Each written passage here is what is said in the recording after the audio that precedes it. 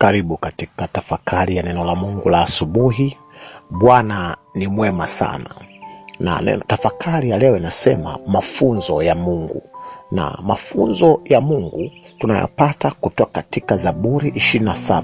Tunasoma Zaburi 27 na ule mstari wa 11. Na tupo katika tafakari ya kitabu cha Zaburi. Na inasema, nitawafundisha ninyi mambo ya mkono wangu, hayo yaliyokuwa kwa Mwenyezi sitayaficha. Tuombe. Baba Mungu wa mbinguni, wewe ni mwalimu kiongozi. Tufundishe neno hili ili Mungu wa mbinguni, mtoto wako anayesikia sauti hii akaone raha ya kuwa na wewe katika maisha yake, katika jina la Yesu Kristo, amen. Ni mpango wa Mungu yeye mwenyewe afundishe watoto wake. Hata hawa tunaowaona ni walimu, hawa walimu wa dini, wachungaji, kazi yao ni kutukomaza ili tuweze kuwa na mahusiano bora na Mungu, ili hiyo chuo kikuu cha elimu ya rohoni tuweze kufundishwa na Mungu mwenyewe kwa njia ya sala, maombi na neno. Leo nataka nikukumbushe katika Zaburi 1 ule mstari wa kwanza, wa pili na wa 6, nasema heri yule mtu asiyekwenda katika shauri la wasio haki. 2 anasema bali sheria ya Bwana ndiyo impendezayo, na sheria yake huitafakari mchana na usiku. Mstari wa 6 anasema kwa hiyo wasio haki hawatasimama hukumuni, wala wakosaji katika kusanyiko la wenye haki. Huo ni wa 5. Wa 6 anasema kwa kuwa Bwana anaijua njia ya wenye haki, bali njia ya wasio haki itapotea. Mungu anapokufundisha, kitu cha kwanza kabla hajakufundisha anakutoa katika njia ya wasio haki. Ndio maana watu wanapookolewa hawapaswi kuendelea kuishi baa, hawapaswi kuendelea kuishi kwenye madanguro, hawapaswi kuendelea kuwa na marafiki wale ambao wanamchochea kuwa mwovu. Bwana anaanza kwa kukutoa katika mifumo ile ambayo ingekuchochea kuwa mwovu na kukutengenezea mfumo mpya ambao ukipita katika njia hiyo, hakika nataka nikwambie mafunzo ya Bwana yatafanya kazi. Leo watu wengi wanakwenda katika nyumba za ibada. Umekuwa ukienda katika nyumba za ibada, ukihudhuria maombi, uenda ukifunga na kuomba, lakini hauoni badiliko lolote, kwa sababu bado hutembei katika njia ambayo Mungu ametaka upite, ili kupitia njia hiyo akufunze na kukufundisha. Sikiliza, Mungu amekuwa ni mwalimu. Ndio maana kazi kubwa aliyokuja Emmanuel, Mungu pamoja na wanadamu, kuifanya kwa muda mrefu, Bwana wetu Yesu Kristo, ilikuwa ni kufundisha. Na kazi kipaumbele ya kwanza Roho Mtakatifu ambayo anaifanya ni kufundisha.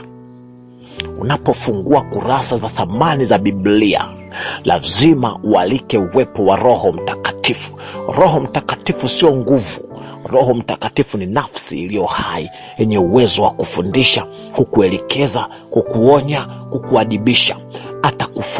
Atakufafanulia na kupambanulia maandiko, na Biblia itakuwa ni tamu sana unapoisoma. Jifunze kwa Ibrahimu, alijua umuhimu wa njia ya Bwana. 18:19 Mwanzo, kwa maana nimemjua ya kwamba, Mungu anatoa ushuhuda, kwa maana nimemjua ya kwamba atawaamuru wanawe na nyumba yake baada yake waishike njia ya Bwana, wafanye haki na hukumu, ili kwamba Bwana naye amtimizie Ibrahimu ahadi zake. Lazima uelekeze watoto wako, mke wako, mume wako, familia yako, kwa njia yoyote ile watembee katika njia ya Bwana, ambayo katika njia hiyo kuna mafunzo high grade ya viwango vya juu. Ubinadamu wako unakuwa na maana. Sasa nashangaa kuna wazazi ambao wanatumia nguvu nyingi kuwaelekeza watoto wao katika njia za shule, elimu ya dunia. Wanatumia gharama kubwa kuwafundisha tuition, lakini sioni mtu ambaye anatumia hata gharama kumlipa mwalimu wa dini, mwalimu wa Biblia aje awaelekeze watoto wake nyumbani. Lakini uko radhi utumie mamilioni ya fedha kuelimisha. Unauliza mtoto, je, umefanya homework? lakini huulizi mtoto, je, leo umekariri mafungu mangapi ya Biblia? Mlee mtoto katika njia impasayo, naye hataiacha hata awe mtu mzima. Nataka nikwambie, Ibrahimu asingefanya ujinga huu. Uzuri wa elimu ile angeusisitiza, lakini elimu ya Mungu ambayo ndio njia yake ni kipaumbele katika kila familia. Musa, Mungu alimchukua Musa akamfundisha miaka 40 huko katika jangwa la Midiani. Paulo alichukuliwa katika jangwa la Arabia, Bwana akamfundisha. Nani uletwa? Elia alifundishwa na njia za Bwana kando ya kijito cha Kerithi, chini ya mti wa mtetema. Lakini pia katika mapango Bwana hufundisha. Sifa kubwa ya Mungu ni kufundisha. Yesu, Mungu pamoja na wanadamu, aliwafundisha watoto wake, wanafunzi wake, miaka zaidi karibu takribani miaka 3. Na siku zile za mwisho za kufa kwake aliwachukua, akaona huku kuna distraction, kuna watu wanawatoa, akasema hebu njooni kidogo huku pembeni. Na alipoona nafuatwa akawatoa, akawapeleka pembeni kwenye miji huko Kaisaria Filipi, huko Gaulatini, huko nje ya maeneo ya Israeli, ili wajifunze mambo matakatifu ya Mungu. Sikiliza, kufundisha sio kuelekeza. Na Mungu nataka awe mwalimu wako. Mwambie Mungu, naomba unifundishe. Sasa katika kufundisha kuna syllabus ambao ni mtaala. Lazima kuna andalio la somo, kuna kusudio la hiyo elimu unataka kujifunza. Kuna muda lazima utenge.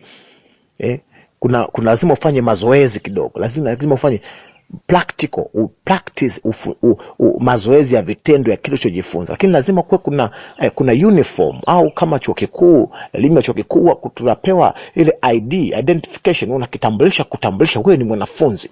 Kwa hata kwenye shule ya Mungu lazima hivi vitu viwepo. Lazima utenge muda wa kujifunza mambo ya Mungu. Usitafute muda wa kutafuta fedha, tumbo litakuwa Mungu wako. Lazima upange, uweke muda wa kukaa na Mungu, muda wa kufanya mambo yako mengine, muda wa thamani na Mungu wako. Ndio maisha yako yamejikita hapo, rafiki yangu. Unaweza ukatafuta vyote, lakini maisha yako yakaishia kwenye sakafu za dunia hapa kama mbio za panya, na usipande hata sentimita 1 kuelekea mbinguni. Isaya 50 mstari wa 4. Bwana Mungu amenipa ulimi wa hao wafundishwao, nipate kujua jinsi ya kumtegemeza kwa maneno yeye asiyechoka. Yeye aliyechoka huniamsha asubuhi baada ya asubuhi, huniamsha sikio langu lipate kusikia kama watu wafundishwao. Mungu huamsha watoto wake wapate kufundishwa, apate kuwafundisha jinsi ya kuongea. Hata wewe unasema mimi ni mshauri, mimi ni mwalimu na mwalimu wa watoto wangu, mimi ni mwalimu wa dini, lakini ukai muda wa kutosha na Mungu. Kwa Mungu unapita, utaki kupita kwa Mungu, utaki ukae ili aweze kukufua, kukufunda, kukufundisha, kukustahilisha, ili uweze kuwa baraka katika ofisi yako, uweze kuwa baraka katika nyumba unayoishi, baraka katika kanisa, baraka katika jamii. Hata ukoo wako unaweza ukaupindua juu chini, ukaacha umizimu, kwa sababu umekubali kukaa kwa Mungu. Unasema nampenda Yesu, nimeokoka, nimemjua Yesu, mimi ni msabato, mimi ni mkatoliki, mimi ni Mkristo. Nataka nikwambie 7:17 Yohana inasema mtu akipenda kuyatenda mapenzi yake atajua habari ya yale mafunzo. Waliofunzwa ndio wanamjua Mungu, ndio wanampenda Mungu. Penda kujifunza. Tenga muda wa kusoma Biblia, kufanya maombi. Siku isipite katikati ya siku. Hata kama unafanya kazi za shift za usiku, tengeneza muda mchana. Kama unafanya kazi za mchana, tengeneza muda asubuhi na mapema. Wenye akili sasa hivi wameanza kuamka saa 9 usiku, wakikaa na Bwana muda wa kutosha, wakisoma karatasi za Biblia, Mungu akiwafunulia mafunuo makubwa kuhusu majanga, na Bwana anapasua uelewa wako. Una uwezo hata wa kumwangalia mtu ukajua na kuwazia nini, ikiwa umekaa na Mungu kwenye Biblia na kitabu chake. Anakupa ufahamu wa kiwango cha juu na mambo yako yanakuwa mepesi.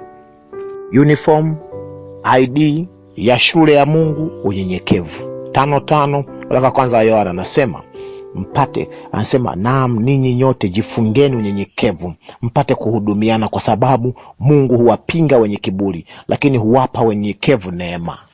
Mwambie Mungu, naomba nifanye kwa mnyenyekevu ili nipate kujifunza katika chuo kikuu chako cha mambo matakatifu. Baba wa mbinguni, bariki mtoto wako, pokea dua yake, mfanye kwa mwanafunzi wa chuo chako katika jina la Yesu Kristo. Amen.